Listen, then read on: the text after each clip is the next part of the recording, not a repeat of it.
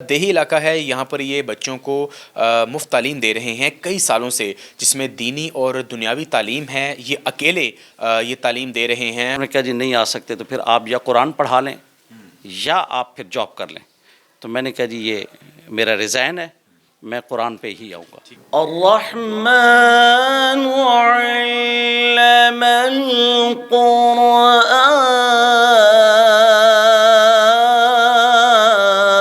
National point کی videos کو like کریں، سبسکرائب کریں اور بیل آئیکن پر ضرور کلک کیجئے تاکہ ہماری آنے والی تمام ویڈیوز آپ تک پہنچ سکیں۔ السلام علیکم ناظرین، نیشنل پوائنٹ کے ساتھ میں ہوں آپ کا میزبان عمر خان۔ ناظرین، میرے ساتھ موجود ہیں قاری فضل الرحمان صاحب، جو کہ global and Islamic educational school نامی ادارہ چلا رہے ہیں۔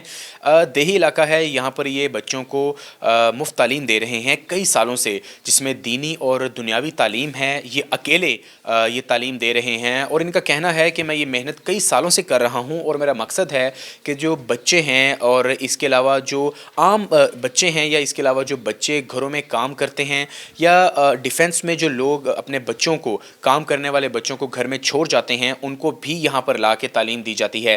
تعلیم دینے کا مقصد یہ ہے کہ جو بچے ہیں ان کو ذمہ دار شہری بنایا جائے، اور دین کے ساتھ انہوں نے دنیاوی تعلیم بھی دینا شروع کی ہوئی ہے۔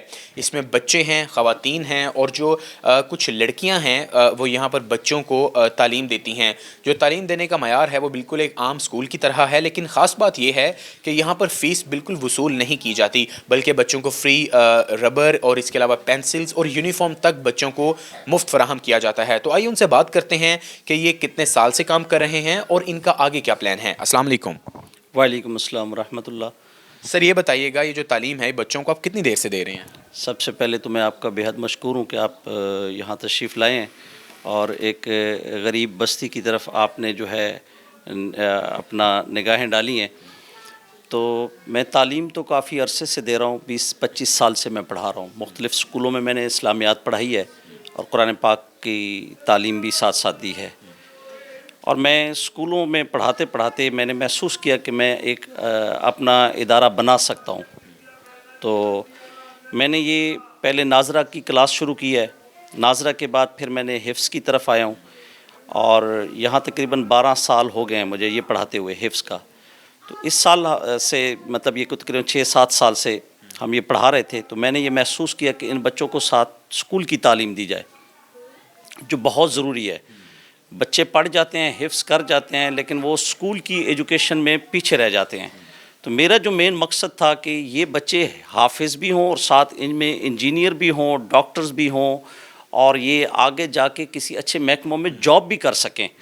اور یہ پھر جو پڑھایا جاتا ہے، وہ ہم نے جو فوکس کیا ہے وہ تلفظ کی جو ادائیگی ہے۔ میں نے یہ بھی کیا ہے کہ کوئی بچہ یا کوئی شخص انگلش میں بات کرے تو اس کے سپیلنگ کے جو تلفظ ہیں اس کی ادائیگی وہ بالکل ایگزیکٹ ٹھیک طریقے سے کر سکتا ہے۔ تو اسی طریقے 29 حروف جو قرآن پاک کے ہیں، جو ہم آغاز کرتے ہیں بچے کو الف با تا سا کے، یہ ٹوٹل 29 حروف ہیں۔ تو ان کے اگر سپیلنگ ان کو سکھائے جائیں تو یہ بچے اس ہجے کے ساتھ اور اس طریقے کے ساتھ اس کو یہ پڑھ سکتے ہیں۔ ان بچوں کے اندر ٹیلنٹ موجود ہے۔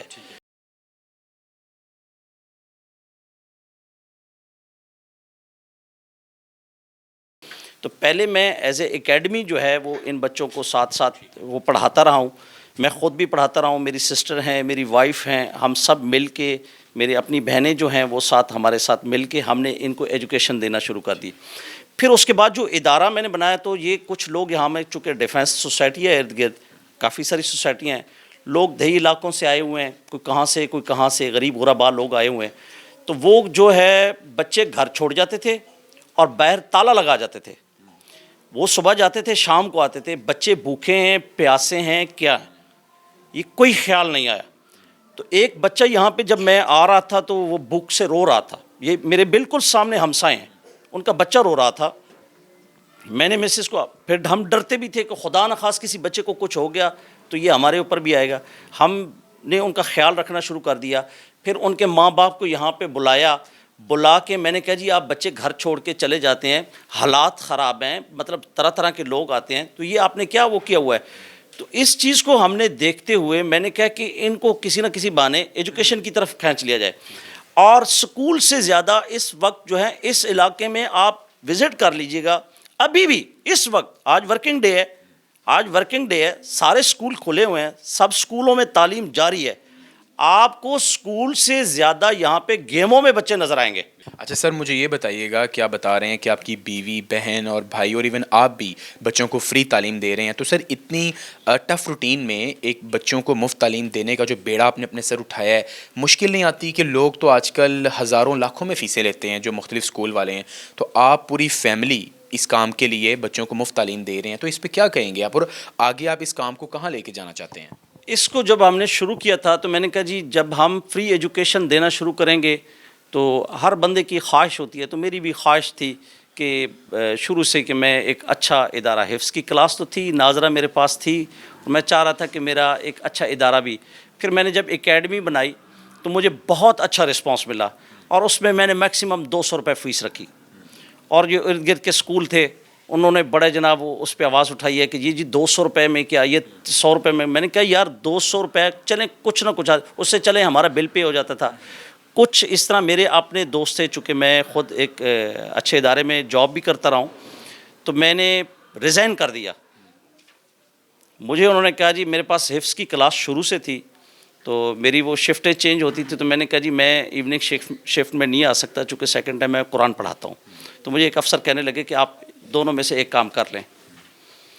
تو میرے پاس آپشن نہیں تھا، تو میں نے کہا سر میں ایوننگ شفٹ میں نہیں آ سکتا. انہوں نے کہا جی نہیں آ سکتے تو پھر آپ یا قرآن پڑھا لیں یا آپ پھر جاب کر لیں. تو میں نے کہا جی یہ میرا ریزائن ہے، میں قرآن پہ ہی آؤں گا. سر جو مخیر حضرات آپ کو دیکھ رہے ہیں وہ اگر کوئی ڈونیشن دینا چاہیں، جس طرح بتا رہے ہیں کہ ظاہری بات ہے ادارہ چھوٹا ہے لیکن محنت زیادہ ہے اس میں، تو اگر مخیر حضرات آپ کو کوئی ڈونیشن دینا چاہیں جس سے آپ کا سیٹ اپ بہتر ہو جائے تو ہم آپ کا نمبر دے سکتے ہیں اسکرینس پر؟ جی بالکل دے سکتے ہیں. ڈونیشن سے زیادہ مجھے پیسے کی ضرورت نہیں ہے، چونکہ اس سے پھر اگلے کی جو ہے وہ سوچتا ہے کہ پتہ نہیں یار میری ڈونیشن کہاں گئی ہے یا نہیں ہے. ہمیں جو سب سے زیادہ ہے کتابیں دے دیں، ٹیچر دے دیں، کوئی کہہ دے قاری صاحب میری طرف سے ایک ٹیچر آپ ہائر کر لیں، تاکہ اگلے بندے اس کو اکاؤنٹ کھلوائے، اس کو خود پے کرے، بینک کے تھرو پے کرے، تاکہ اس کو بھی پتہ ہو وصول کرنے. ہم یہ ذمہ داری دیں گے کہ جو ٹیچر ہمارے پاس پڑھا رہی ہے یا جو آ رہی ہوگی، جو بچوں کو تعلیم دے رہا ہوگا، جو بھی ایک استاذ ہوگا، اس میں ہمارے بجلی کا بل ہے، جگہ کا رینٹ ہے، جتنا بھی ہے یہ میں خود اپنے یعنی کہ میں نے کبھی بھی وہ اس طرف نہیں آیا. لیکن اب بچوں کی تعداد جیسے جیسے میرے پاس بڑھ رہی ہے، میرے پاس جگہ کی کمی ہے، بہت سارے بچے، بہت ساری مائیں یقین جانے میرے آگے ہاتھ جوڑ کے گئے کہ میں سرکاری اسکول بھی ہے، میں آپ کے چینل کی وساطت سے میں سرکاری اسکولوں کے جتنے بھی حکام بالا جو اس کو چلا رہے ہیں ایجوکیشن ڈپارٹمنٹ، میں ان کی توجہ اس طرف بھی دلواؤں گا کہ اگر آپ اسکول کے اندر قرآن پاک کی تعلیم عام کر دیں، ساتھ اس کے ساتھ آپ ناظرہ کی تعلیم کر لیں اور اس کے لیے اچھے قاری رکھیں، تو میرا خیال ہے یہ آپ کو اس کا اچھا رسپانس ملے گا. گھروں میں آپ رکھتے ہیں قاری، اس کو سب سے پہلے سنا جائے، اس کو سب سے پہلے سنا جائے کہ وہ قاری ہے یا نہیں ہے. آپ بہترین حل ہے قرآن پاک کو سامنے رکھیں، کھولیں، اس میں سورہ آل عمران نہ سنیں، مطلب کوئی بھی ہے، مختلف 16واں سپارہ ہے، 9واں سپارہ ہے، 8واں سپارہ ہے. قاری صاحب آپ حافظ ہیں؟ وہ کہے گا جی بالکل حافظ ہوں. آپ مجھے یہاں سے سنائیں. بہترین، آپ قرآن پاک کو سامنے رکھیں، اس میں سے ایک آیت پڑھیں، کوئی بھی آیت پڑھیں، یا جیسے اذ قال یوسف لابیہ یا ابتی انی رأیت احد عشر کوکبا. قاری صاحب اس سے آگے کیا ہے؟ تو وہ آگے پڑھ لیتا ہے تو سمجھ لیں ٹھیک ہے. پھر دوسری جگہ سے ٹیسٹ لیں. آپ بچے کا ٹیسٹ لیتے ہیں، پیپر لیتے ہیں، اسکول کی تعلیم کے لیے سارا کچھ کر سکتے ہیں، قرآن کے لیے بھی آپ یہی کچھ کر سکتے ہیں. اس کی ادائیگی سے آپ کو پتہ چل جائے گا کہ وہ کس طریقے سے پڑھ رہا ہے، اس کے تلفظ اور اس کی ادائیگی جو ہے وہ آپ کو بتا دے گی کہ یہ قاری ہے یا نہیں ہے.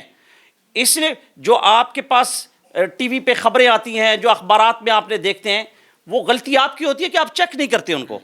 آپ چیک کریں، آپ اس سے شناختی کارڈ لیں، اس کا ڈومیسائل چیک کریں، اس سے جب آپ یہ چیزیں لیں گے تو اس کو بھی پتہ ہوگا کہ میں ٹھیک جگہ پہ آیا ہوں یا غلط جگہ پہ آیا ہوں؟ گیٹ اپ بنا لینے سے، داڑھی رکھ لینے سے، سر پہ ٹوپی پہن لینے سے کوئی قاری نہیں بن جاتا. الرحمن علم القرآن.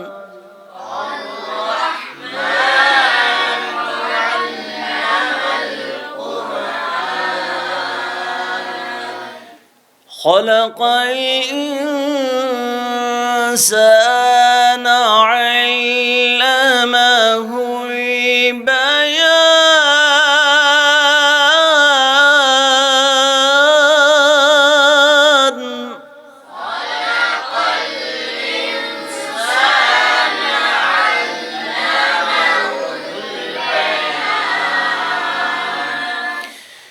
الشمس والقمر بحسبان.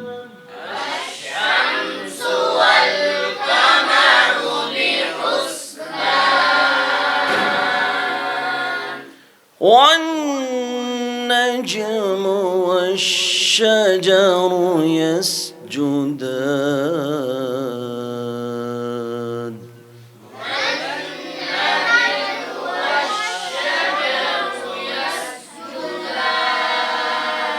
صدق الله العظيم.